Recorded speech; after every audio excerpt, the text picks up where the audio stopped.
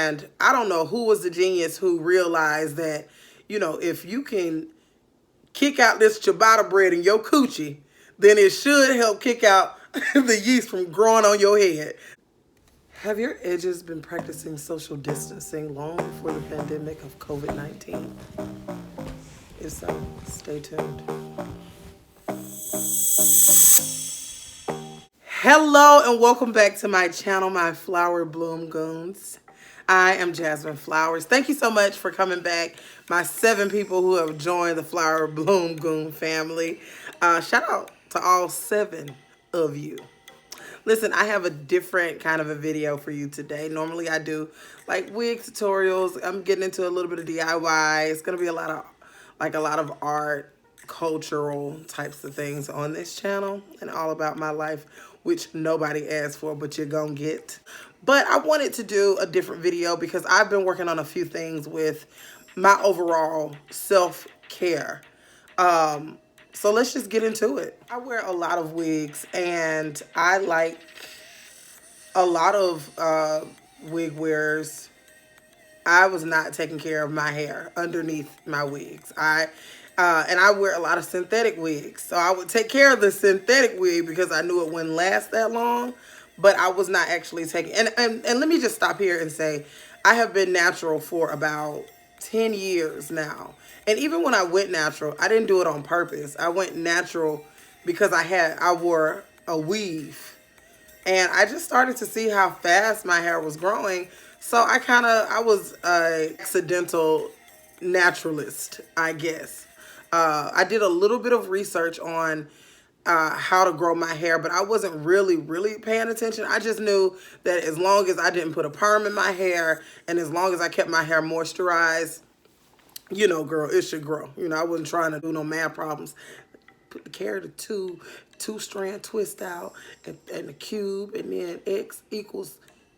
I wasn't trying to do all of that. Okay, so I just was like, as long as I keep my hair moisturized, keep hard chemicals out of my hair, it should grow. And it did grow. And I was able to achieve about past bra length hair. And I will insert some pictures to show you guys some pictures of my hair. But then I started wearing wigs.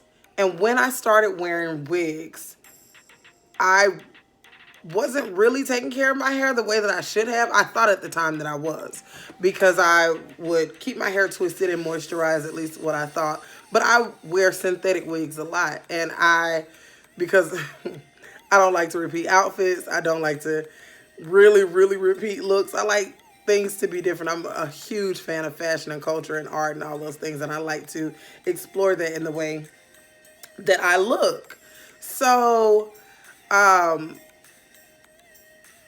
the problem was, when I would put my wigs on, I would put bobby pins on to hold it down, and I didn't know anything about a wig grip or any of those things. And so after having this really thick hair forever, I always have had a head full of hair. I don't think I was ever bald.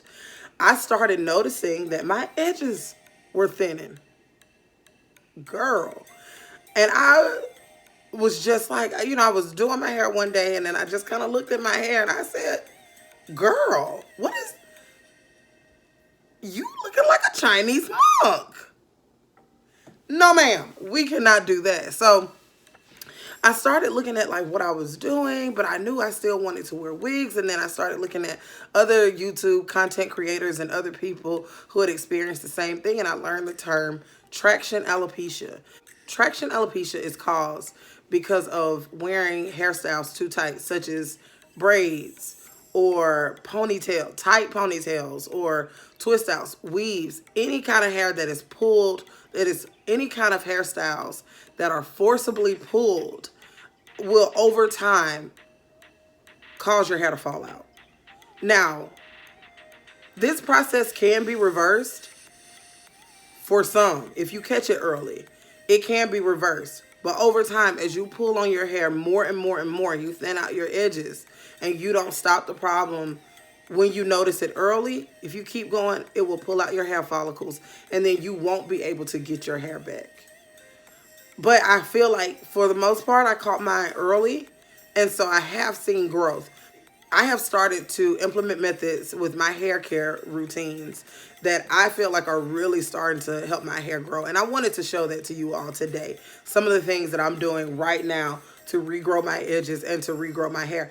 I recently cut my hair from about boob length. Well, over time, I don't know. I've been going through a lot of different changes. And over time, I've just been cutting off my hair little by little. And so I started from about hair that is about here, boob length, to I cut my hair about here, and then about a week ago, I cut my hair up to my like shoulder length. And like recently, yesterday, I was in the bathroom, like I think I need to cut off more. So I don't know. I'm going through some changes with my hair and just really trying to figure out what I want to do with it. So it's a journey for me. It's a process. I'm trying to do overall. I don't know, some sort of newness, I guess, or care. But anyhow, I wanted to show you guys a few ways that I have been really protecting my hair and really trying to grow my hair. One of the things that I'm going to do is grow my hair back out very long and to see as long as I can get it. But I wanted to talk to you guys today about two things that I've been doing recently that I have really seen some growth. So, and these are things that I found on YouTube. I don't know if I should say that because I'm swagger jacking somebody else's style, but let's get into these two methods. So I just want to tell you guys about things that I do to really take care of my hair and to make sure that my hair is healthy, that it's vibrant, that it's growing, and that it continues to be moisturized, because that's what we really need with black hair care. So, listen, when I first heard about this myself, I was like, you want me to do what on my hair? But it really works. So I made this mixture off of some research that I did and a couple of other people putting their own mixtures together. And I kind of just figured out my own mixture. But I've been really hearing about the benefits of using Monistat on your edges. I know it's been I guess a secret. It's been it's been a well-known secret, I think, in the black community for years. A lot of black women have used Monistat or some type of antifungal vaginal cream. I mean, whatever genius came up with this is just as smart as Neil deGrasse Tyson. And yeah, it's pretty awesome. And the results that women have been seeing on their scalps with the regrowth of their edges has been amazing. Some women have used the Monistat antifungal cream to help out with regrowing their edges. It is because I think some of the research has shown that the antifungal properties in the Monistat vaginal cream will help you to regrow your edges, because our heads sometimes are full of fungus and all these bacteria and all these other things that are hiding in our scalps and our follicles. So it really helps to erase that and to help you regrow your edges. As I said before, it depends on the severity of the traction alopecia from the damage that you've caused from all of the tight braids and the hairstyles and everything else that you've done to your hair to really to cause you to be snatched of your edges. You're gonna need olive oil, tea tree oil, and any conditioner, but make sure it's natural. And then you need your pussy cream, a bowl. And I'm just putting the conditioner. I had the Suave, I think it was almond and shea butter, and it's natural, no parabens. And then you're going to use about, I think that's 2 tablespoons of extra virgin olive oil.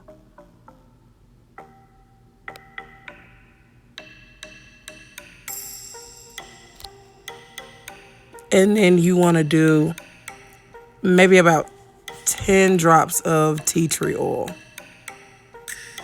And here is, I just got the off-brand version, but it has the same ingredients. But of course, you can use the on-brand version if you like, or the Monistat brand if you like.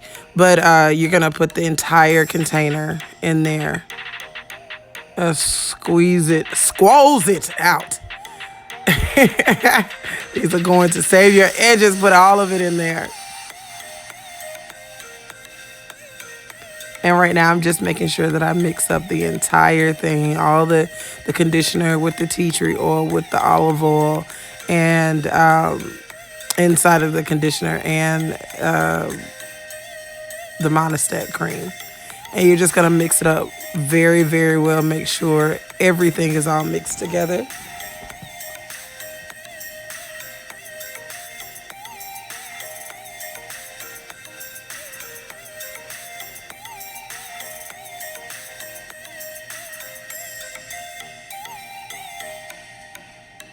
And there it is. It's getting a little bit better.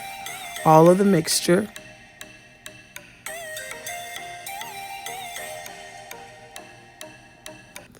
And for now, I was actually making this for someone. So, and I usually store it like this myself too, but put it into a little container. From the research that I've done, to use this for only a month while you are continuing to do your other hair care, but not to go longer than a month of doing this. Also, aloe vera has proteolytic enzymes that gets rid of dead skin cells and conditions your hair. It has so many wonderful benefits. There is no wonder why so many people use aloe for a host of things. This is no different. So I made a mixture of this aloe vera oil, and I put this on my hair. And I use this after, not really after, but during my hair care process, when I'm twisting up my hair for my protective stylings, I use this on my hair. And probably every other day, I put this on my edges to help moisturize my edges, to sink into the follicles, because it gets rid of dandruff and it really allows the hair to grow. So just here, I'm taking, this is kind of an old aloe vera leaf, but I thought it was perfect at this point. And you want to cut it into slices that are as thin as you can make them. I know mine don't seem to be as thin, but I tried my best. So I'm just cutting it into very thin slices to prepare it to put into my mason jars.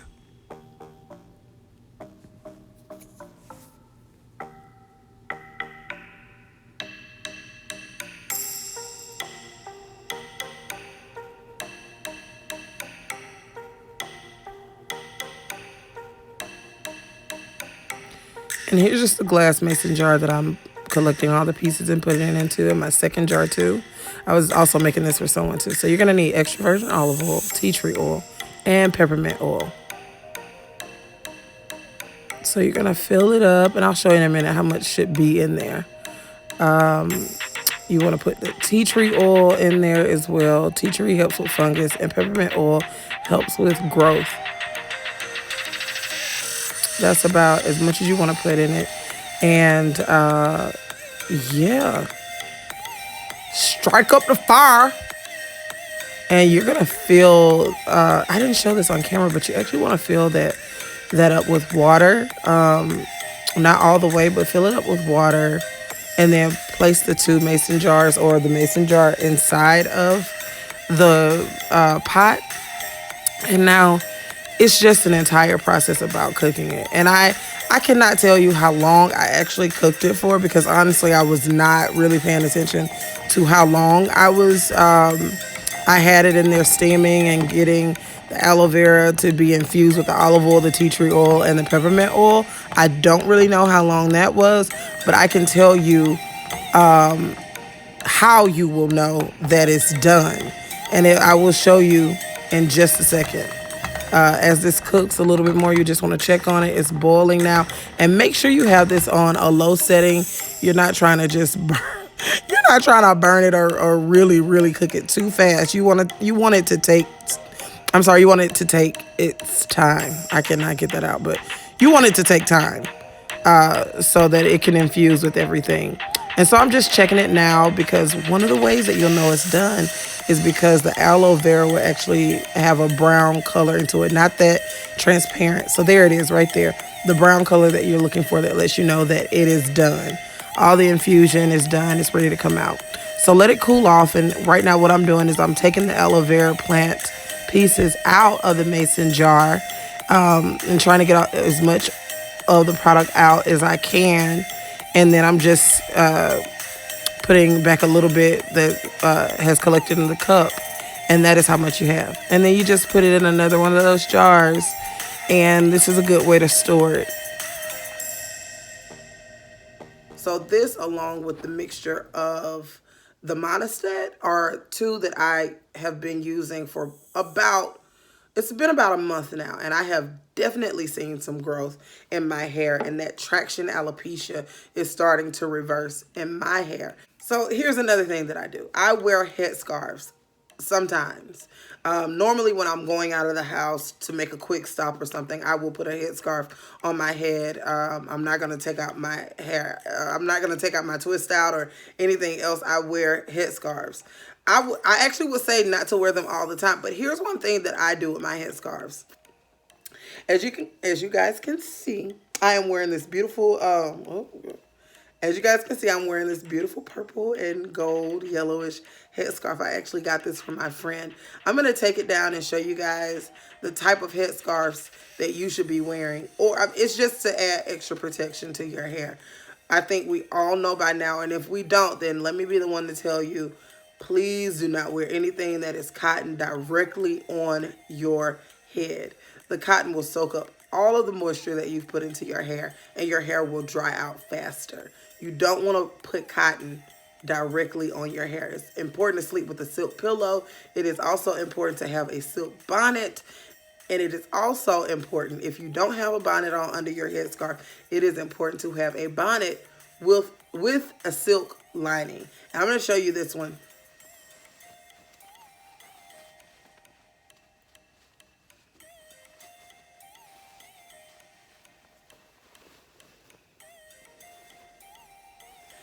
Boop! Your girl's got her, look. I wear my my little silk bonnet underneath with always protecting my edges, because I'm not going to be out here in these streets bald for too long, okay? But listen, so this beautiful African print purple, which is my mommy's favorite color. I got on my purple shirt and my purple bonnet for my mama. And but I really want to show you guys the inside. As beautiful as it is, the aesthetics, beautiful on the outside with this African print. What is so beautiful about your hair care is the fact that it has this silk lining on the inside that is meant to help you protect your hair. And I think that this is so beautiful. I was gifted this from my friend, Nikki Lachey. She's an amazing actress in Atlanta and Los Angeles, but she also has her own headscarf line. And I will put all her information below where you guys can actually purchase one of these beautiful scarves, head wraps from Nikki Lachey and her company. But I just thought that this was a beautiful way, a brilliant way to make sure that you're not only stylish, but you're also making sure you take care of your hair. Figuring out what works for your hair is a journey all your own. I think a lot of people are selling dreams to people as if, you know, everything will work for you. And I think you have to really just understand your hair. There are a couple of different factors at play, like how much damage have you done to your hair? What type of hair texture do you have? What are your goals for your hair? What is your lifestyle? It's not just about just putting certain things onto your hair. It's about taking care of your hair as well and trying to achieve goals and setting things out for yourself to say, you know, how do you want your hair? I just want to thank you, Flower Bloom Goons, for watching my video. And I want to say that I really, really hope that it works for you.